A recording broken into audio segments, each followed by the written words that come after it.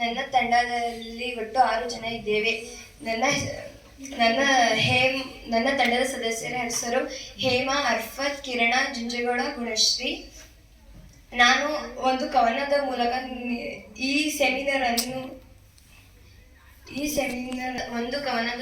ನನ್ನ ಸೆಮಿನಾರನ್ನು ನಾನು ಪ್ರಾರಂಭಿಸುತ್ತೇನೆ.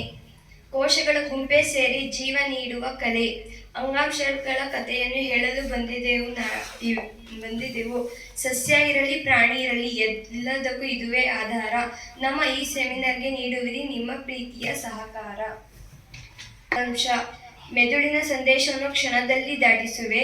ದೇಹದ ಎಲ್ಲ ಅಂಗಾಂಶಗಳಿಗೂ ಪ್ರೇರಣೆ ನೀಡುವೆ. ನ್ಯೂರಾನ್ ರೂಪದ ಕೋಶಗಳನ್ನು ಹೊಂದಿರುವೆ. ನರಾಂಗಾಂಶವಾಗಿ ಇಡೀ ದೇಹವನ್ನು ಆಳುವೆ. ಉದ್ದವಾದ ಜೀವಕೋಶವನ್ನು ಹೊಂದಿದೆ. ನಮ್ಮ ಚಲನವಲನಗಳಿಗೆ ಈ ಅಂಗಾಂಶವೇ ಕಾರಣವಾಗಿದೆ. ಇದು ವಿಶೇಷ ಪ್ರೋಟೀನ್ ಅನ್ನು ಹೊಂದಿದೆ. ಇದು ಸಂಕೋಚನ ವಿಕಸನಗಳು ಕಾರಣವಾಗಿವೆ. ಮುಂದಿನ ವಿಷಯವನ್ನು ನನ್ನ ಸಹಪಾಠಿಯಾದ ಹೇಮ ಅವರು ಹೇಳುತ್ತಾರೆ. ನನ್ನ ಹೆಸರು ಹೇಮ. ನಾನು 9ನೇ ತರಗತಿಯಲ್ಲಿ ಓದುತ್ತಿದ್ದೇನೆ. ನನ್ನ ಶಾಲೆಯ ಹೆಸರು GHS ಕೆ ಮತ್ತಿಘಟ್ಟ. ನಮ್ಮ ಇಚ್ಛೆಯಂತೆ ನಾವು ಕೆಲವು ಸ್ನಾಯುಗಳನ್ನು ಚಲಿಸುವಂತೆ ಮಾಡಬಹುದು.